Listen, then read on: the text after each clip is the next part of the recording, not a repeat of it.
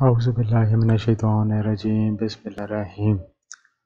شروع اللہ کے نام سے جو بڑا مہربان اور نہایت رحم والا ہے۔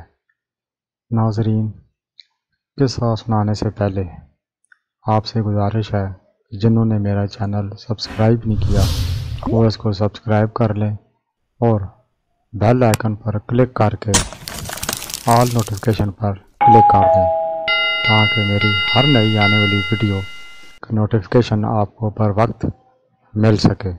شکریہ۔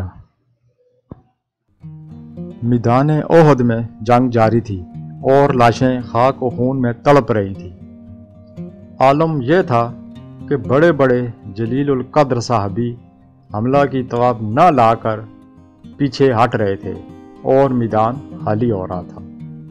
انس بن نضر میدان میں کھڑے یہ کہہ رہے تھے، اے اللہ، میں مسلمانوں کے اس فرار کی معذرت تیری بارگاہ میں پیش کرتا ہوں اور کفار کی اس سرکشی اور عدوان سے اظہار برات کرتا ہوں۔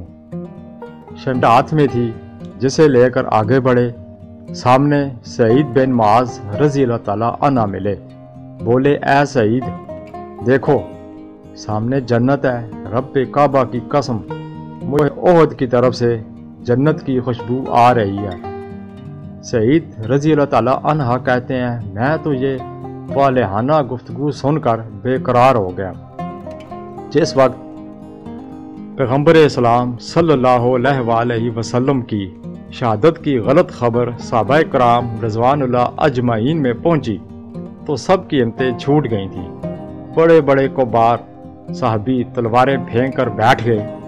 انس رضی اللہ تعالیٰ عنہ بن نضر نے شکستہ دل صحابی کی ایک جماعت بیٹھی ہوئی دیکھ کر فرمایا، کیا حال ہے؟ سب نے جواب دیا، رہبر عالم نہ رہے تو ہم کس پر فدا ہوں؟ انس رضی اللہ تعالیٰ عنہ بن نضر نے جوش میں آ کر کہا، اے لوگو، تم بھی اس کام پر قربان ہو جاؤ جس پر اللہ کے رسول صلی اللہ علیہ وآلہ وسلم قربان ہو گئے۔ یہ کہہ کر مشرکین کی صفوں کی طرف بڑھے اور بے شمار کو داخل فی النار کر دیا اور خود بھی سخت مقابلے کے بعد شہید ہو گئے۔ سبحان اللہ۔ راوی بیان کرتے ہیں کہ جب لاشوں کو جمع کیا گیا تو 80 سے زیادہ زخم آپ کے جسم مبارک پر تھے، کسی سے پہچانے نہیں جاتے تھے۔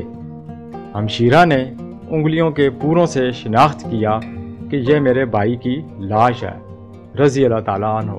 سبحان اللہ، سبحان اللہ۔ اللہ پاک سے ہماری دعا ہے کہ اللہ پاک ہمیں حضور پاک صلی اللہ علیہ وآلہ وسلم کے نقش قدم پر چلنے کی توفیق عطا فرمائے۔ آمین ثم آمین۔